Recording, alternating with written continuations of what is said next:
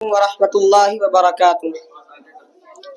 نحمده ونصلي على رسوله الكريم اما بعد فاعوذ باللہ من الشیطان الرجیم بسم اللہ الرحمن الرحیم۔ غلط الزام ہے ہم پر کہ ہم وفاداری نہیں کرتے، غلط الزام ہے ہم پر کہ ہم وفاداری نہیں کرتے، ارے ہم محبت بانٹتے ہیں اداکاری نہیں کرتے۔ اور برا وقت جب بھی آیا ہے وطن پر اے وطن والو، اور برا وقت جب بھی آیا ہے وطن پر اے وطن والو،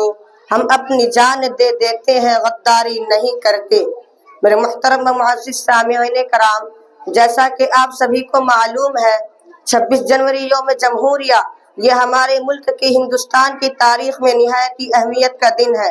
اور آپ یہ بھی جانتے ہیں کہ اس دن ہمارے ملک کا آئین نافذ ہوا تھا۔ ہندوستان کا چپا چپا اور گلستان ہند کا پتا پتا اور بوٹا بوٹا اس بات پر شاہد ہے کہ جب اس ہندوستان کی مقدس سرزمین پر تن کے گورے مگر من کے کالے انگریزوں کا ناپاک سایہ پڑا، اور جب یہ سادی سی قوم ہندوستان کے تخت و تاج کا مالک بن بیٹھی، تو اس وقت انگریزی اقتدار کے خلاف سب سے پہلے علم و بغاوت ہم نے بلند کیا۔ راستے کی قربت و دوری سے بے فکر ہو کر، راہوں کی خطرات سے بے فکر ہو کر، اس ملک کی آزادی کے لیے ہم نے اپنے جسموں کو لہو لہان کروایا۔ اس ملک کی آزادی کے لیے ہم نے پھانسی کے پھندوں پر چڑھنا پسند کیا۔ اس ملک کی آزادی کے لیے ہم نے برسر عدالت نغم آزادی سنائی، تو مالٹا کی کوٹریوں کو ہمیں اپنا وطن بنانا پڑا۔ میرے محترم دوستو، اس طرح کی صدیوں کی غلامی کے بعد یہ ملک ہندوستان ہماری قربانیوں کی بدولت انگریزی اقتدار سے آزاد ہوا،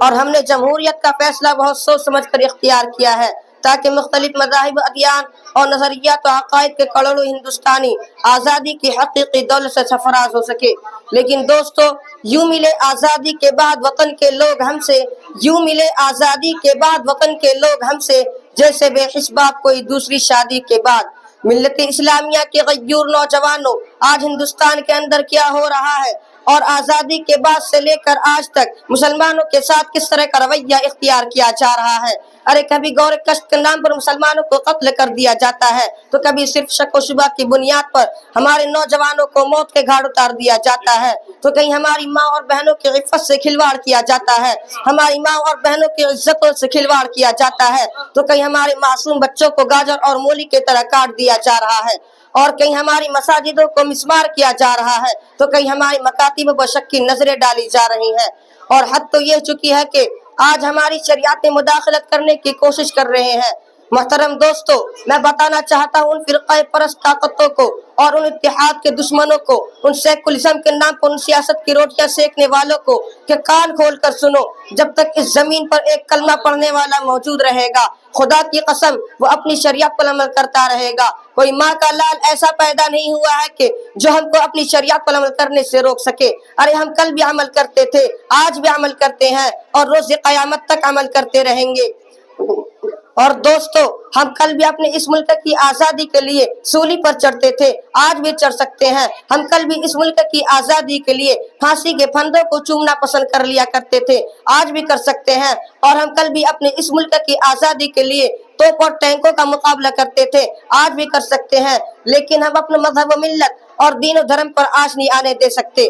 ارے مظلوم صحیح مجبور نہیں ہے ہم، ارے مظلوم صحیح مجبور نہیں ہے ہم، کہ غم اگر شریعت پہ آنچ آئی تو بابا ہم بھی ضد پر آ جائیں گے۔ ملت اسلامیہ کے غیور نوجوانوں، آج ہندوستان کے اندر کیسے حالات ہیں، آج ہندوستان کے اندر کیا ہو رہا ہے، اور میں آپ کو اس کی ایک اہم وجہ بتاتا چلوں کہ ایک بڑی وجہ یہ بھی ہے کہ آج ہندوستان کے اندر جو مسلمانوں کے خلاف یہ سازشیں رچی جا رہی ہیں، اس کی سب سے بڑی وجہ یہ ہے کہ مسلمان اس ملک سے اتنی محبت کیوں کرتا ہے، مسلمانوں کو آخر اس ملک سے اتنی محبت کیوں ہے۔ ارے ہم کیوں نہ اس ملک سے محبت کریں، ہم کیوں نہ اس ملک سے پیار کریں، ارے ہم جیتے جی پیار کرتے ہیں، ہم مرتے دم تک پیار کرتے رہیں گے۔ ہمیں محبت کا سرٹیفکیٹ کسی کھڑے ہو کر پیشاب کرنے والے سے لینے کی ضرورت نہیں، ہمیں محبت کا طریقہ اللہ کے رسول نے سکھایا ہے، ہمیں محبت کا سلیقہ قرآن نے سکھایا ہے، ہمیں نازلوں سے سیکھنے کی ضرورت نہیں۔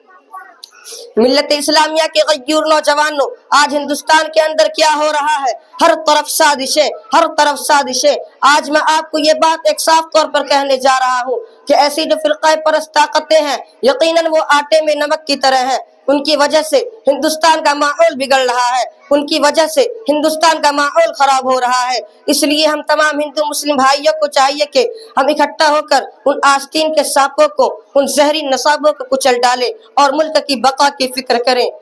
وما علینا الا البلاغ۔